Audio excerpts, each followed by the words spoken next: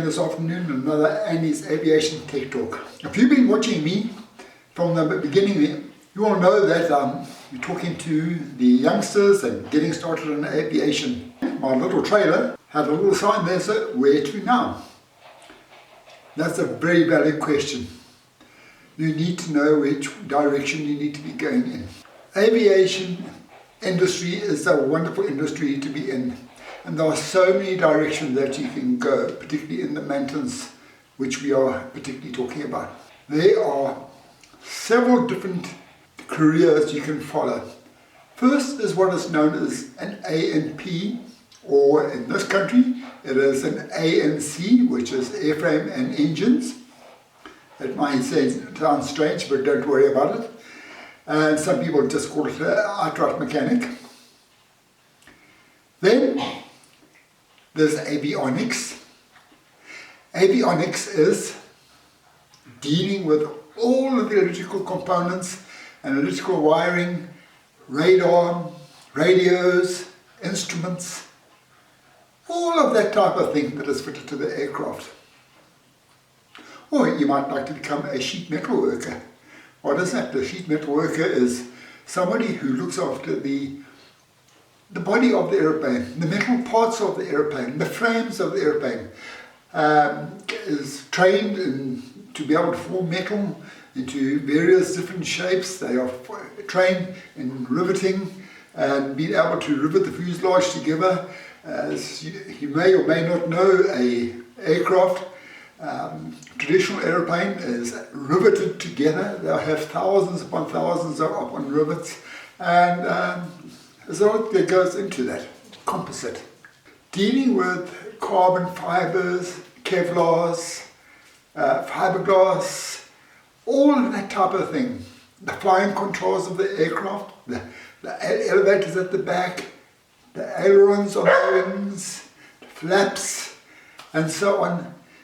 These days are made out of carbon fiber. In actual fact, there are quite a few fuselages out there, particularly in light aviation, which are made solely of carbon fiber. And carbon fiber is very much like a Formula 1 car. And Formula 1 is put together with carbon fiber, and it is extremely strong and extremely light. So that is some area that you might want to follow. You might find yourself as quite a good seamstress, and you like sewing and things, so there's always the soft furnishing in the aeroplanes to be able to sew the seat covers. There's more to that than what you might think to an aeroplane seat and what puts it together.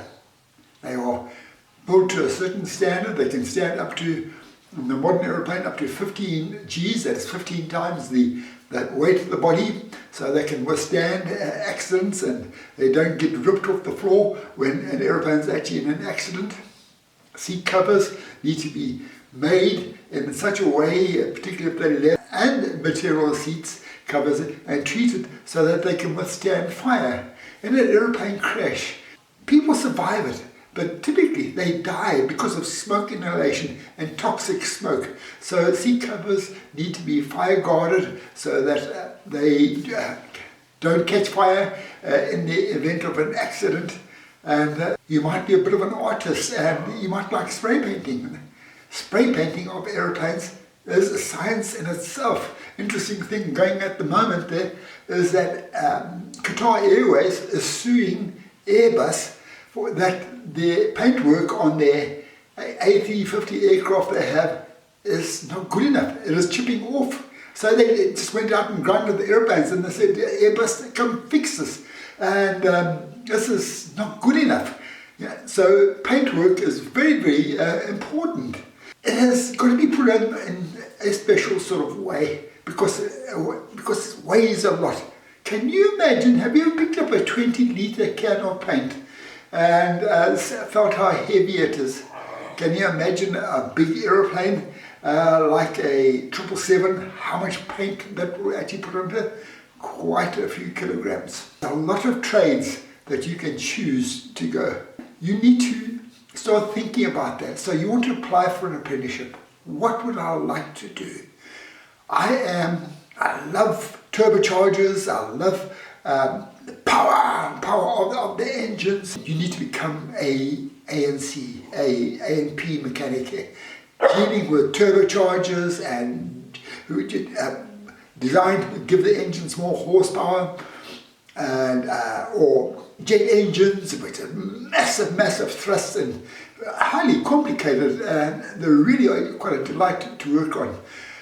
You might be computer more related, and you've got a logical mind. Your mind works logically, and this day and age with the digital cockpits that we have, glass cockpits, there's a lot of logic that goes into these into this equipment, and maintaining it is actually a bit of a science in itself. Manufacturing it, putting it together, is certainly a science, and it is a complicated, evolving business all the time. Every time there's an airplane crash, whatever it might be, there is always an outcome where something is improved upon.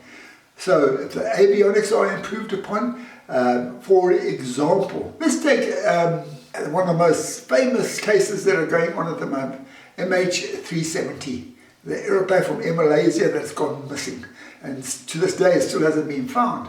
But I said, how on earth can this aeroplane be lost in this day and age? Do you know that the day after that aeroplane went missing and they couldn't find it, they actually, civil aviation authorities around the world started to look into it, and now there's some devices within the aeroplane that just cannot be switched off, so that the aeroplane can be tracked to where it is going. So there's a very exciting career, but you do need, let me just warn you, you do need to be able to do maths and physics and be able to read very complicated wiring diagrams. But don't worry about that yet. If you decide to go down that road, you will receive that training.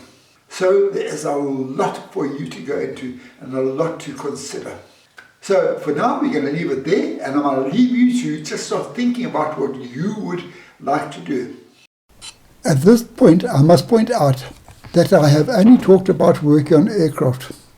However, supporting the aircraft, there's an almost endless amount of companies and organizations that carry out design, manufacturing, overhaul and repair of engines, landing gears, hydraulic components, wheels and brakes, manufacturing of tires, hydraulic components, interior parts such as seats and galleys, and in-flight entertainment. Your options are vast. Just a short reminder, if you've enjoyed this content, please like and subscribe. I would really appreciate that.